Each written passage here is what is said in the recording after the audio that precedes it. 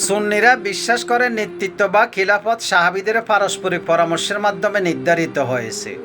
অন্যদিকে শিয়ারা মনে করে নেতৃত্ব বা ইমামত হওয়া উচিত ছিল রাসূল সাল্লাল্লাহু আলাইহি সাল্লামের পরিবার থেকে, বিশেষ করে হযরত আলী রাদিয়াল্লাহুর মাধ্যমে।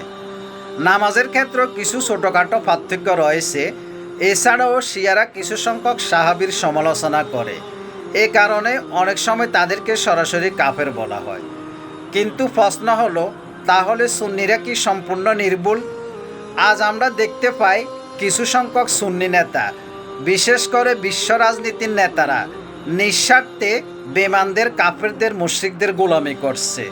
তারা নিজেদের স্বার্থে ঈমান বিক্রি করে দিচ্ছে, কোরআন ও হাদিসকে ব্যবহার করছে শুধুমাত্র পয়দা লুটার জন্য, ধর্মের নামে ব্যবসা করছে।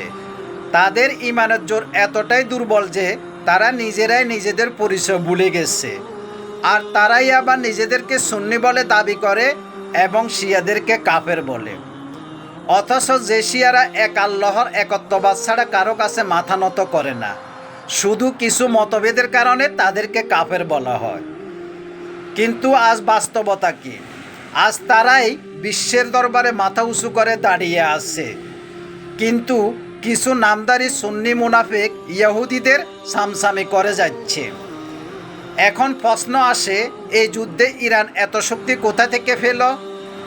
এ শক্তি এসেছে ঈমান থেকে, কারণ তাদের ঈমান ছিল মজবুত। তারা একমাত্র আল্লাহরই গোলামি করে, আর কারো না। আর তাই আল্লাহই তাদেরকে শক্তি দিয়েছেন।